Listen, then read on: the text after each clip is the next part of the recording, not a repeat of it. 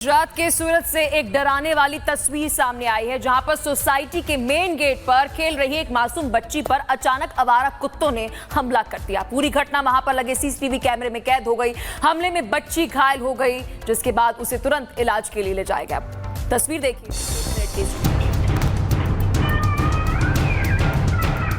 ये तस्वीर सूरत के नूर रेजिडेंसी की है, जहां पर सोसाइटी के गेट के पास खेल रही एक मासूम बच्ची पर अचानक आवारा कुत्ता टूट पड़ा। बच्ची कुछ समझ पाती उससे पहले ही कुत्ते ने जोरदार हमला कर दिया। सीसीटीवी फुटेज में साफ देखा जा सकता है कि बच्ची अकेले खेल रही थी, तभी कुत्ता तेजी से दौड़ता हुआ आया और उस पर हमला कर दिया।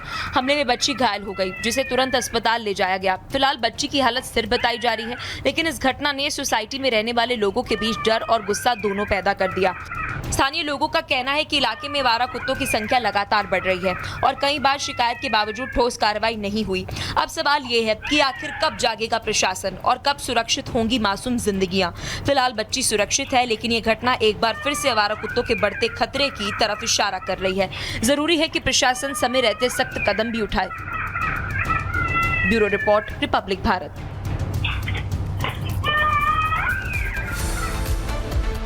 और चलिए खबरों में आगे बढ़ते हैं। तुर्की की संसद में बुधवार को सांसदों के बीच में जमकर मारपीट हुई। इस दौरान सत्ता पक्ष और विपक्ष के सांसदों ने एक दूसरे पर जमकर लात घूंसे बरसात दी। तस्वीरों में देखिए, ये तस्वीर आपको तुर्की के वहां पर सदन से दिखा रहे हैं। ये देखिए सांसद कैसे एक दूसरे पर टूट पड़े, मारपीट कर रहे हैं जमकर लात घूंसों के साथ। देखिए तुर्की की संसद में न्याय मंत्रालय में अकिन गुरकिल ने उस दौरान शपथ ले रहे थे, तब ये सब कुछ हुआ।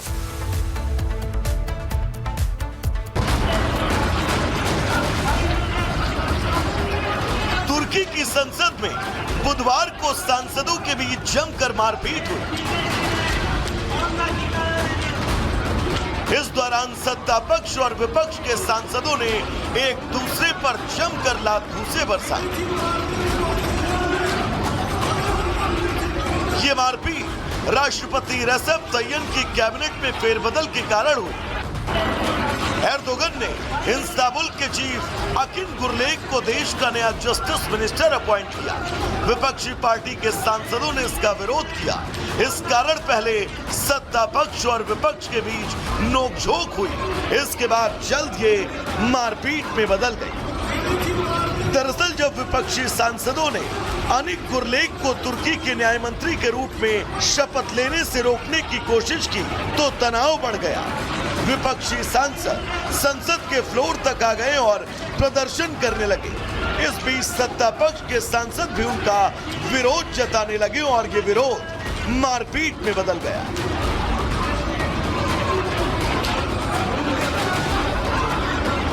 Bureau report, Republic Bharat. और चलिए खबरों में आगे बढ़ते हैं। अब आपको कानपुर के लैम्बोर्गिनी कांड से जुड़ी बहुत बड़ी अपडेट दे दे। शिवम को बचाने का खेल खुलेआम शुरू हो चुका है। ऐसा हम इसलिए कह रहे हैं क्योंकि रईस जादे को बचाने के लिए सच से सौदा किया जा रहा है। 8 फरवरी को ड्राइविंग सीट पर शिवम था, लेकिन 11 फरवरी को अचानक स्टीयरिंग ड्राइवर मोहन लाल के हाथ में आ जाता है। ये बेहद हैरान कर देने वाला मामला है, क्योंकि इसका एक सीसीटीवी फुटेज भी है। सवाल यही है कि आखिर शिवम को कौन बचा रहा है। देखिए इस रिपोर्ट।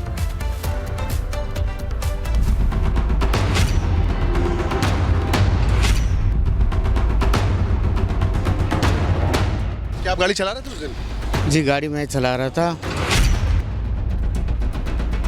क्या पैसे के दम पर कानपुर हादसे का सच छिपाया जा रहा है? क्या पैसे की मियां दिखाकर गवाह के बयान बदले जा रहे हैं? लैम्बोर्गिनी हादसे पर कौन झूठ बोल रहा है और कौन सच?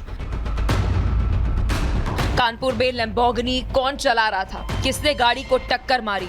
ये वो सवाल है जिसका जवाब पुलिस 4 दिन से अभी तक तलाश रही है। लैम्बोर्गिनी हादसे मामले में रोज ट्वीट पर ट्वीट आ जाते हैं, बयान पर बयान बदले जा रहे हैं, लेकिन अब तक उस सवाल के जवाब नहीं मिल पाए। आखिर हादसे के वक्त गाड़ी को कौन चला रहा था? अब इसमें भी चौंकाने वाली खबर सामने आई, वो आपको और हैरान कर देगी। हादसे में घायल हुआ शिकायतकर्ता भी पलट गया। अब उसने कोर्ट में समझौते की अर्जी दे दी है। उसने कहा कि हादसे के वक्त शिवम मिश्रा गाड़ी नहीं चला रहा था। हादसे के वक्त ड्राइवर मोहन लाल गाड़ी ड्राइव कर रहा था। शिकायतकर्ता की अर्जी के बाद केस 360 डिग्री पलट गया। सवाल उठ रहे हैं, क्या पैसे की माया दिखाकर गवाहों को पलटा जा रहा है? क्योंकि अब तक शिकायतकर्ता और पुलिस यही दावा कर रहे थे। हादसे के वक्त लैम्बोर्गिनी को शिवम मिश्रा ही चला रहा था और ये दावे कोई हवाई नहीं है। ये हादसे के वक्त का सीसीटीवी फुटेज है जिसमें साफ साफ शिवम गाड़ी चलाते हुए दिख रहा है। पुलिस भी शिवम मिश्रा को ही आरोपी बता रही है। ऐसे में सवाल है, क्या सीसीटीवी कैमरा और पुलिस झूठ बोल रहा है या फिर पैसों के दम पर गवाहों के बयान बदले जा रहे हैं? कानपुर लैम्बोर्गिनी कांड की स्क्रिप्ट गुनाह की ऐसी गंगा है जिसमें हर कोई माया की डुबकी लगा रहा है। इस गुनाह की स्क्रिप्ट में एक और ट्विस्ट देखिए। ये ड्राइवर मोहन लाल है। इसका दावा है हादसे के वक्त यही गाड़ी चला रहा था। इसने बीते रोज कोर्ट में सरेंडर कर सारी जिम्मेदारी अपने सिर पर लेने की कोशिश की। आप गाड़ी चलाने का दावा आप कर रहे हो, क्या आप गाड़ी चला रहे थे उस दिन? जी गाड़ी मैं चला रहा था।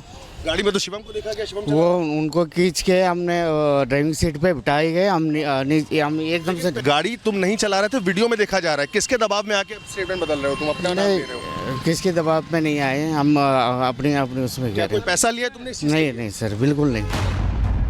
ड्राइवर मोहन की इस कुर्बानी के बदले में क्या खेल रचा जा रहा है, ये सवाल है। लेकिन कोर्ट के आंखों में धूल झोंकने की पहली कोशिश नाकाम हो गई। मोहन द्वारा दाखिल आत्मसमर्पण अर्जी को अदालत ने खारिज कर दिया। कोर्ट ने कहा, पुलिस की विवेचना में मोहन का जिक्र नहीं है, इसलिए इस मामले में आत्मसमर्पण करने का दावा नहीं कर सकता।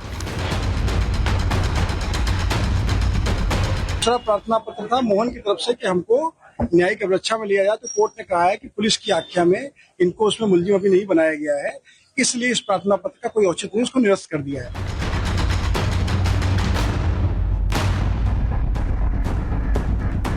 कानपुर हादसे में अब तक जो कुछ भी हुआ है वो किसी ड्रामे से कम नहीं है। शुरुआत में ही नाम की जानकारी होते हुए भी अज्ञात के खिलाफ एफआईआर दर्ज की गई थी, जिसके बाद रईस जादे को वीआईपी ट्रीटमेंट दी गई। कार्डियक अरेस्ट की थ्योरी आई और अब ड्राइवर खुद सरेंडर करने पहुंच गया। ऐसे में सवाल है, आखिर शिवम मिश्रा कब गिरफ्तार होगा? क्या कानपुर में झूठ और सच का पर्दाफाश होगा या फिर पैसे की माया दिखाकर कानून को गुमराह किया जाएगा? Bureau report, Republic Bharat.